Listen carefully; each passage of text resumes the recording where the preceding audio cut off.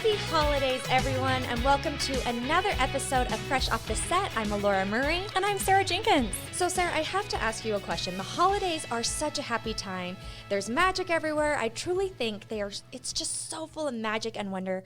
But have you ever felt sad during the holidays? Yes, I have. And then you feel guilty because you're like, why do I feel sad in the happiest time of the year? But it can be really overwhelming. Honestly, I have. Have you? And I honestly have. There was some personal things going on. I remember when I went through my divorce, I was really sad during the holidays. And looking back, I was like, I think there are lots of people who feel this way. Maybe people are feeling lonely.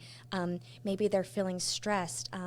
Maybe they're just feeling, the not enoughness that sometimes the holidays can bring on. And I remember when I was going through it and I was just feeling so sad because that's, a big thing to go through. Of course, yeah.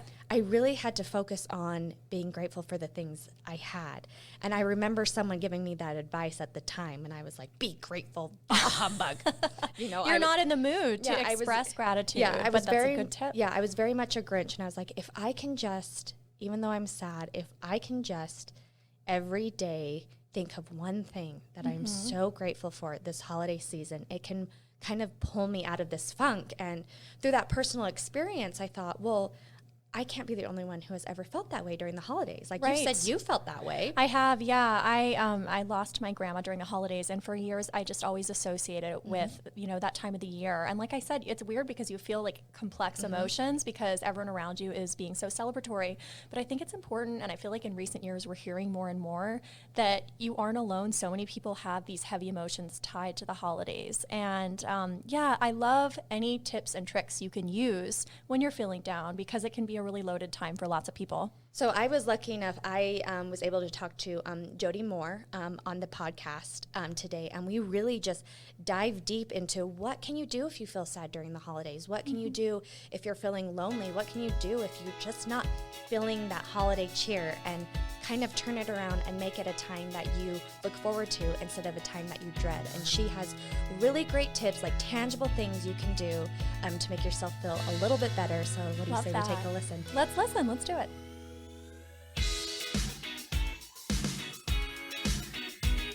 Today on this episode of Fresh Off the Set, I am so honored to be interviewing Jody Moore, who is a life coach, a podcast host, and an author, just to name a few of all the awesome things she does. So Jody, thank you for being with us today. You're so welcome. Thanks for having me. So today we are talking about the holidays. I mean, the holidays are a great time to be with family, to sit with people you love, but lots of times holidays, we don't stop and think they can actually bring some not so positive feelings. So it can be challenging for sure. So let's talk. The holidays can be a lonely time for some people. They can be a triggering time for some people. What can we do during these times to help us feel less lonely? First of all, what I like to remind everybody is that everything that we're feeling is because of what's happening in our heads. It's because of what we're thinking. So the holidays in and of themselves don't actually make us lonely. It's the stories or thoughts or sentences in our heads that make us feel lonely or overwhelmed or whatever we might be feeling at the holidays. It just so happens that certain circumstances, certain events in our lives make it easier for us to think thoughts that create loneliness, or harder, right, to think thoughts that make us feel comforted and joy-filled. And so while the holidays on the surface, like you said, seem like a very happy time, a lot of us have stories or ideas in our heads about what our lives should be like, what our relationships should be like, and that don't align with reality. And that is the reason we feel lonely or whatever we're feeling. So it's number one is to just be aware of that. Okay. And to notice that and to be kind with yourself as you experience that. All right. And I think, and you talked about in your heads, I feel like it's so hard to switch that narrative, to understand that that's what you're going through. How do you switch that narrative so you feel less lonely, you feel less pressured? Well, I think that we tend to get really binary in our thinking when we talk about thinking this way, right? If my thought is, gosh, I don't have family around. Let's say, like, I have a close friend who is divorced, and her children are going to be with her husband, and they're going to be out of town at the holidays. So if she thinks thoughts like, gosh, I wish I was with my kids, I wish my situation looked different, She's going to create loneliness. That doesn't mean that she needs to think, this is amazing. I love this. You don't have to lie to yourself. Right. We don't, or even to try to think thoughts that you just don't really believe, that don't land for you, isn't what we're saying here. There are literally millions of things that you can think and focus on. And I do think that you have to give yourself some space to allow some of the negative emotion, allow the human part of you that maybe wants to feel sad or disappointed or something. But sometimes what we do is we spin in these negative thoughts and we make it even worse, rather than, okay, it's disappointing that I'm not with my kids this Christmas, and I'm going to allow myself to be disappointed, but I'm also going to redirect to all the things that are going well in my life. And even just shifting your focus to something that's easier to think positive about can have a tremendous effect on us overall.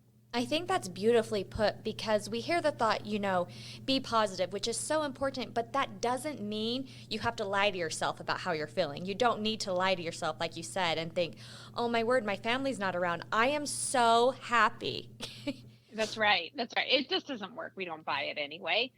So like, hey, I like to try to talk to myself in a compassionate way when I'm struggling. Like, hey, hon, what's going on? I see that you're sad. I see that you're lonely. It's okay. I got you. It's okay to be lonely. Not just like, don't be lonely, but it's okay to be lonely. And I'm sorry that you're feeling that way. And I love you.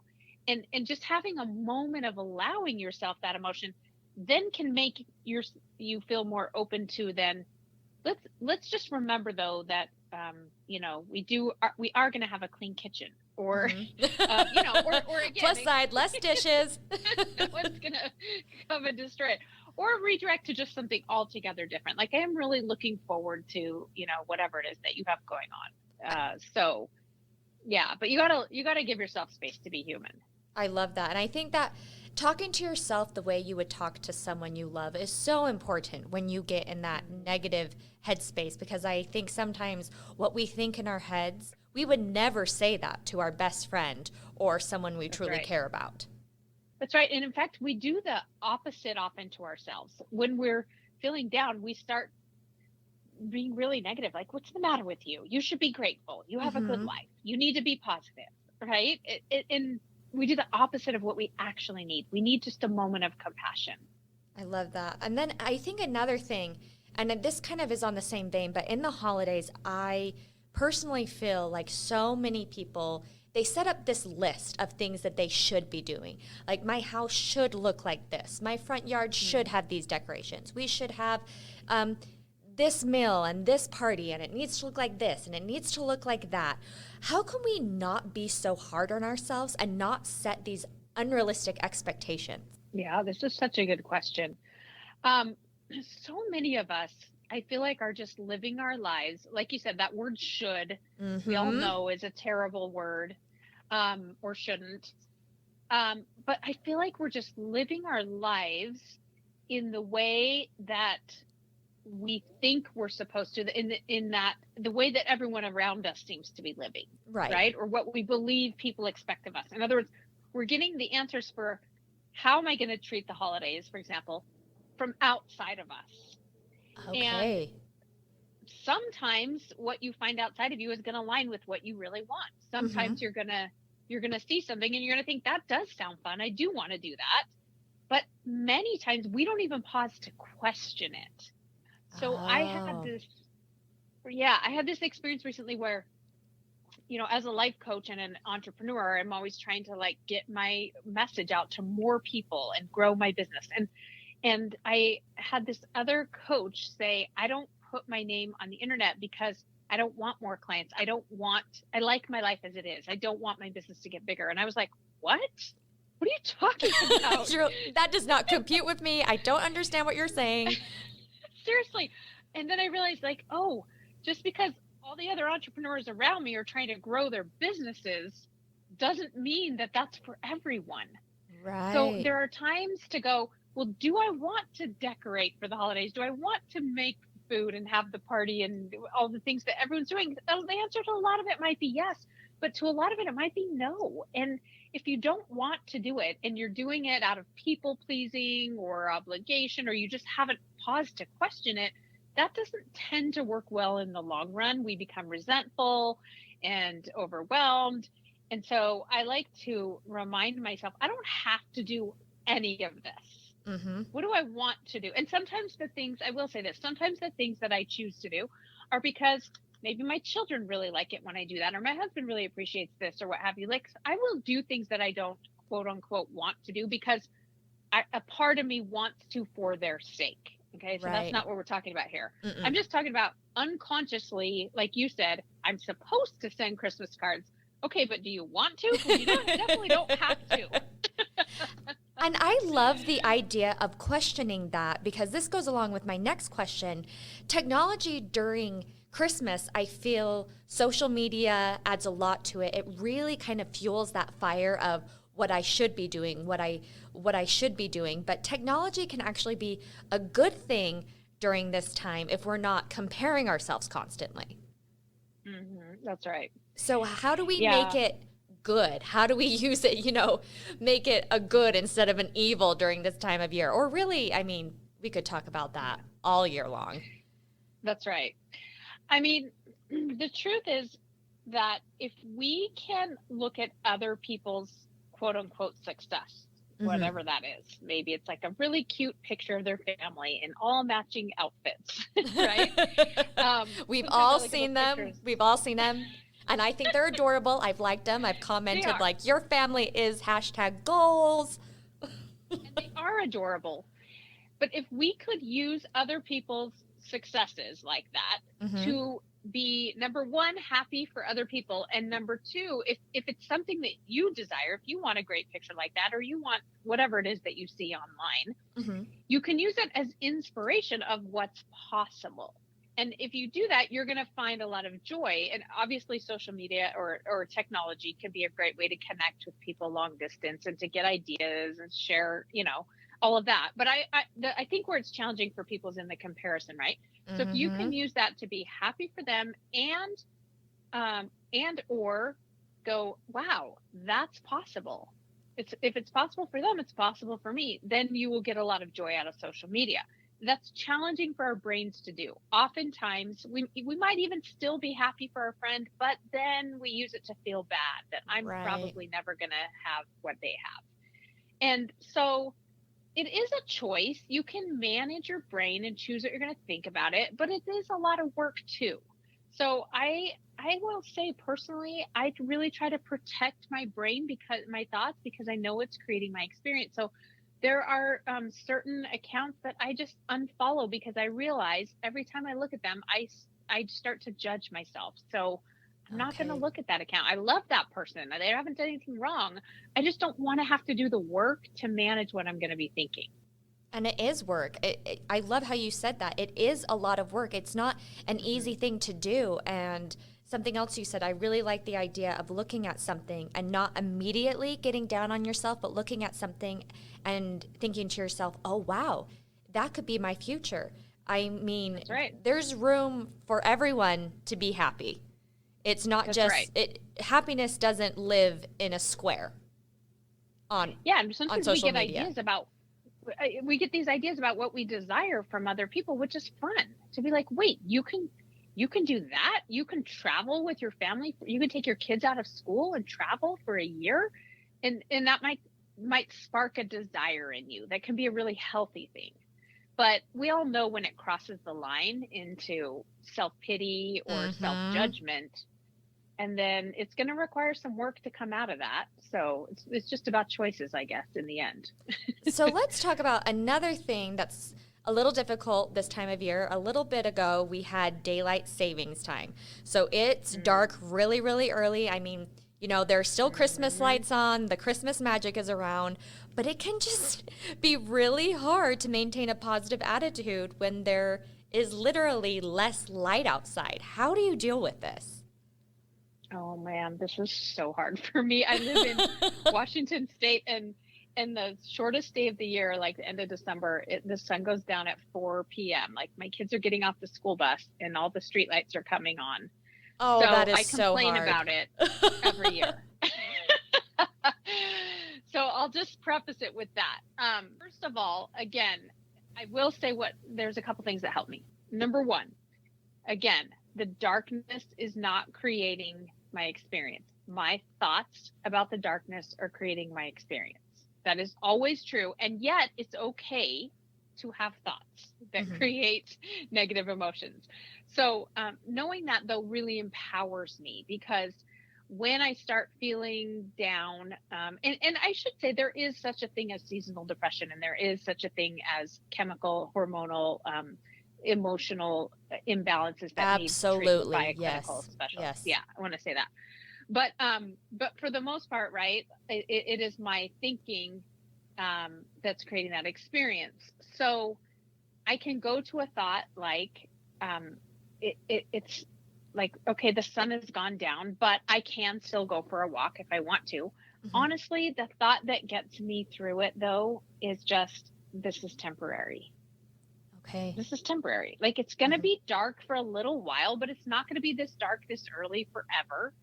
And in fact, because I'm so far north and so far east in the time zone, it changes really quickly. We have really short days in the winter, but we have really long days in the summer. So it's very temporary. It's like 2 weeks of really dark, and then it slowly starts getting lighter. So even to go to a thought like this is temporary is going to feel better than spinning in the self-pity and the negative emotion that we otherwise want to spin in. Absolutely.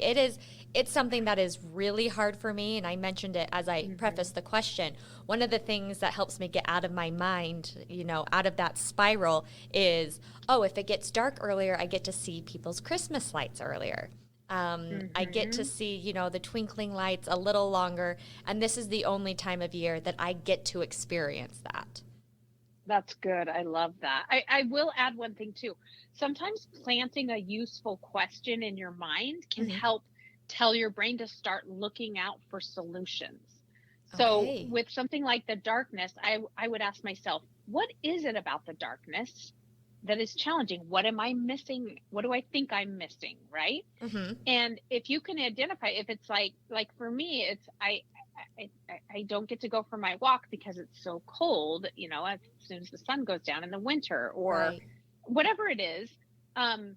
Okay. And then you plant a question like, what would make this easier and more fun? What would help me get more of what I'm seeking, given that it's dark earlier and I can't live my life the way I do in the summer?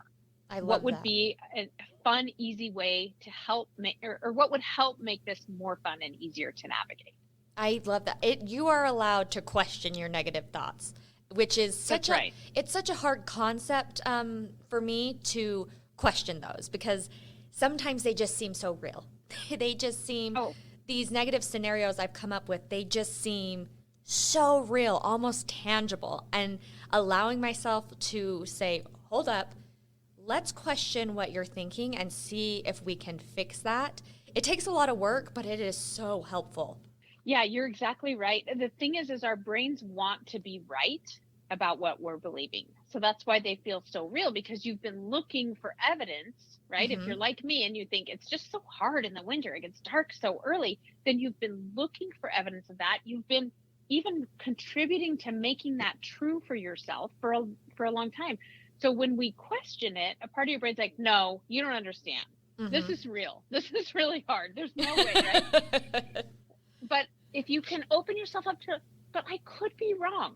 This could be fine. This could be at least a little easier. It could be a little more fun. There is a way that I could still get my steps in. There is a way that I could, right? Yes, and your brain will go, no, because you don't have a treadmill. You can't afford one. I know, but what if there was a way? And you just keep the door open a little, then your brain will actually go to work finding the solutions. I love it. It's kind of amazing how it works. Yeah. Your brain is a very, very powerful tool, and it's okay to question it. Okay, Jody, we're running out of time, and we have a couple more minutes. I wanted to ask you, this one is kind of a big one that I think rests pretty heavy on a lot of people's hearts, especially during the holidays.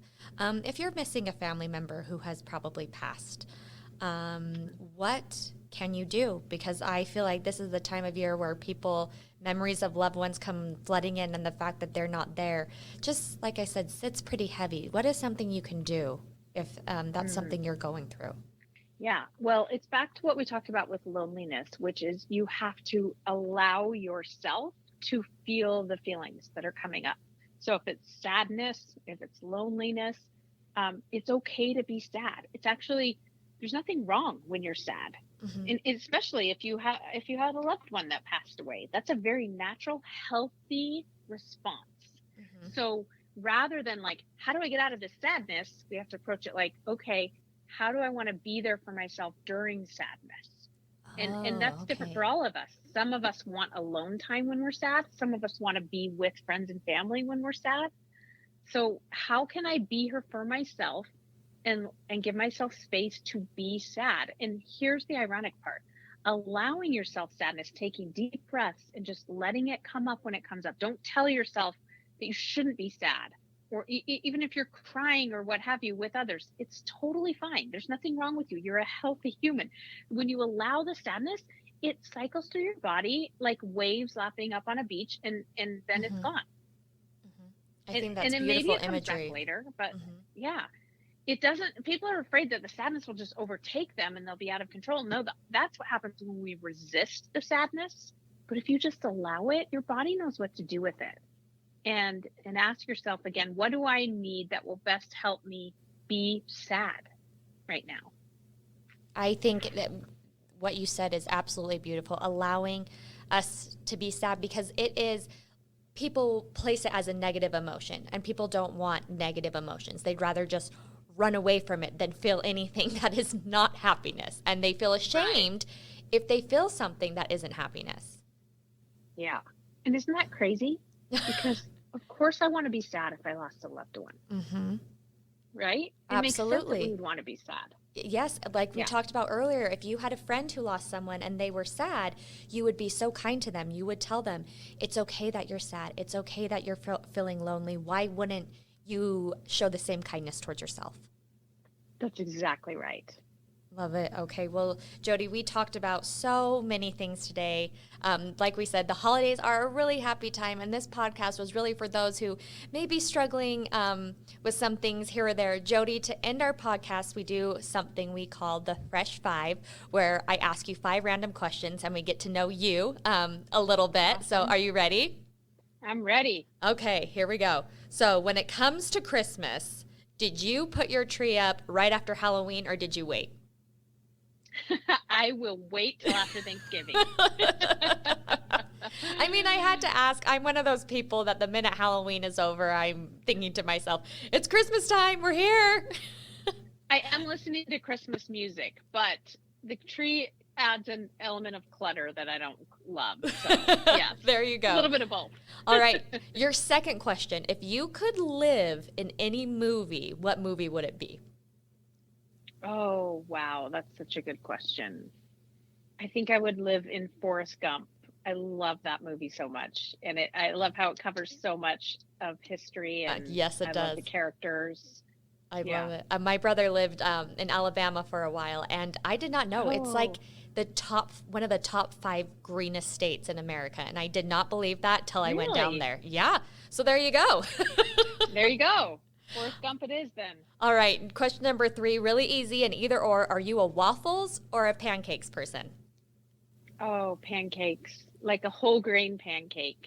Oh, so yummy. That was a really easy one for you. There you go. Yeah, I honestly love both, but I do love a whole grain pancake. Well, you could have said both. I would have allowed it. That's fine. It's okay. All right. Number 4, what is your favorite holiday tradition? My favorite holiday tradition is when we just started a few years ago. During COVID, they put up those outdoor like igloos at these restaurants. And we have been going every year since. So maybe this will be our 3rd year or so. Is my family and I, the weekend after Thanksgiving, we reserve one of those igloos, and it feels like you're in a snow globe, and we eat a nice dinner, and it kind of kicks off the holidays. I love that. That sounds magical. Like all of my Elsa dreams are coming true with that. I need to try that. All right. And they put a little heater in there. It's great. Oh, I love that. Okay. Number 5, what motivates you? What motivates me is honestly just pushing myself to see what I'm capable of.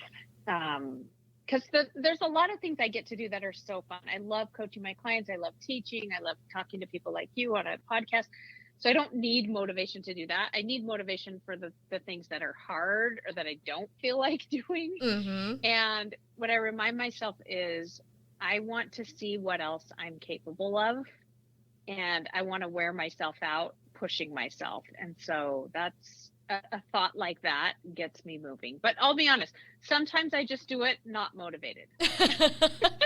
You know what? I think that probably resonates with a lot of people, because sometimes there are things in life when you're just not motivated, but you do them.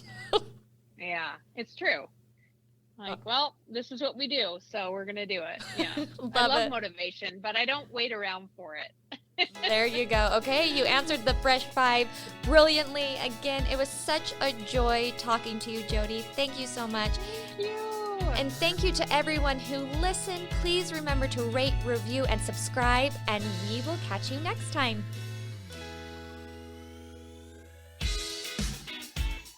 Congrats, you made it to the end. If you want to continue to freshen up your day, you can watch us on Fresh Living every weekday on CBS Channel 2 in Utah at 1 o'clock.